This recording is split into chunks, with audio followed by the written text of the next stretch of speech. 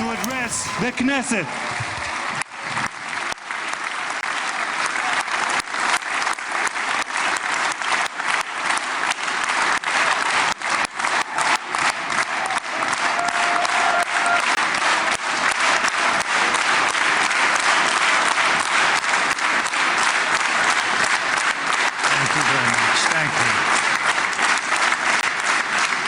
Thank you very much, everybody. It's a great honor. Nice place. Very nice place. Mr. President, Mr. Prime Minister, Mr. Speaker, esteemed members of the Knesset, and cherished citizens of Israel, we gather on a day of profound joy, of soaring hope, of renewed faith, and above all, a day to give our deepest thanks to the Almighty God of Abraham, Isaac, and Jacob.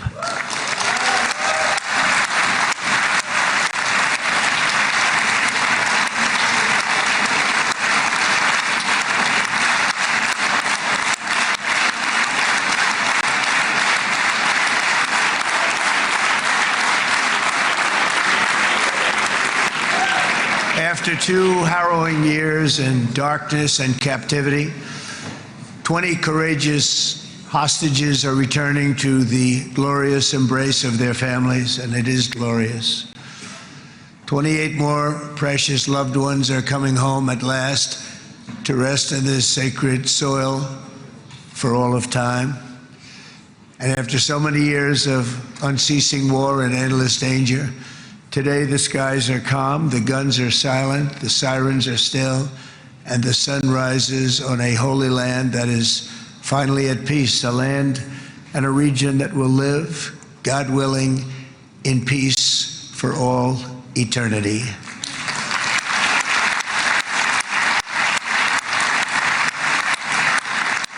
This is not only the end of a war, this is the end of an age of terror and death, and the beginning of the age of faith and hope and of God. It's the start of a grand concord and lasting harmony for Israel and all the nations of what will soon be a truly magnificent region. I believe that so strongly. This is the historic dawn of a new Middle East. I want to express my gratitude to a man of exceptional courage and patriotism, whose partnership did so much to make this momentous day possible. You know who I'm talking about. There's only one, Prime Minister Benjamin Netanyahu. Bibi, please stand up.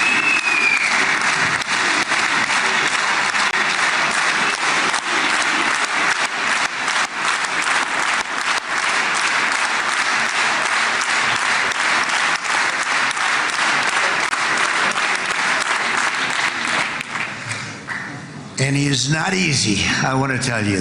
He's not the easiest guy to deal with, but that's what makes him great. That's what makes him great.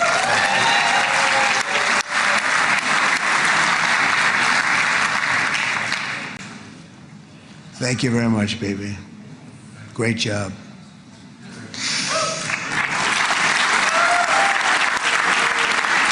And let me also convey my tremendous appreciation for all of the nations of the Arab and Muslim world that came together to press Hamas to set the hostages free and to send them home. We had a lot of help. We had a lot of help from a lot of people that you wouldn't suspect, and I want to thank them very much for that.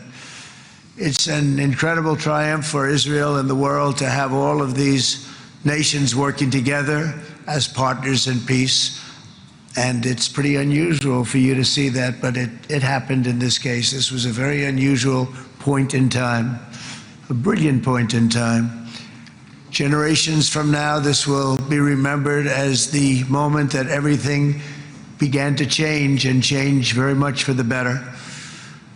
Like the USA right now, it will be the golden age of Israel and the golden age of the Middle East. It's going to work together. I'd like to thank several great American patriots for their invaluable help in getting something done that almost everyone thought was absolutely impossible. We were wasting our time. So many people said, "You're just wasting your time." But we weren't, because we had talented people working with us, and we had people that loved your country, and frankly, people that loved the region. They loved the Middle East. I want to thank my friend Steve Witkoff.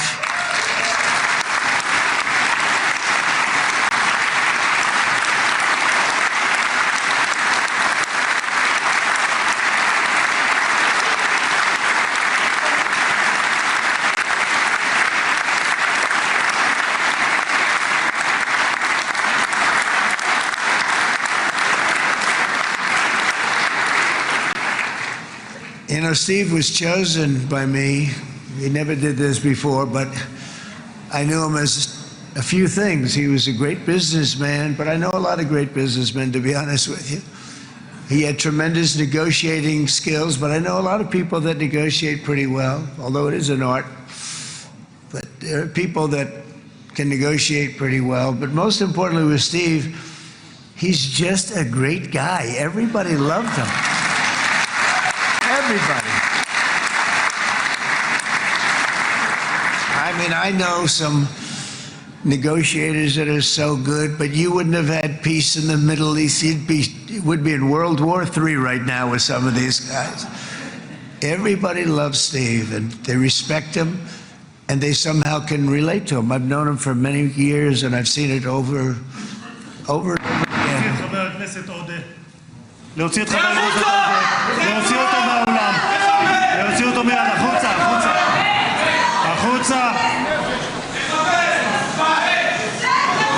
להוציא גם את חבר הכנסת כסיף, להוציא את חבר הכנסת כסיף מהאולם, להוציא אותו מיד.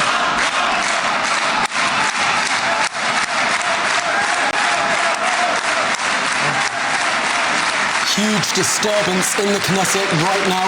Breaking news. It looks like a protester charged towards the US president.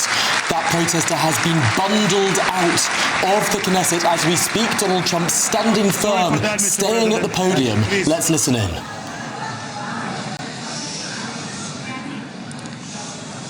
That was very efficient.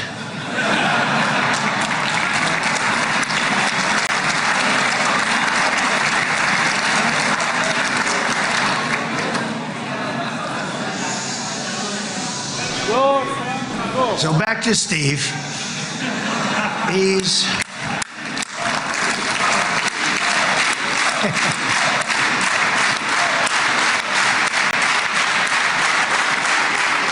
but I tell one story because he was so involved, and then we called in Jared. We need that brain on occasion. We got to get Jared in here. We got to get a certain group of people, but Steve started this all by himself. I call him Henry Kissinger, who doesn't leak, okay? Henry is a big leaker. He leaked. Steve doesn't leak. Steve just wants to get the job done. He wants to do what's right. But I'll give you just a quick story, because as you know, he's working on the war with Russia and Ukraine, a war that would have never happened if I were president. A shame. 7,000 young soldiers a week are being killed. More than that this last week.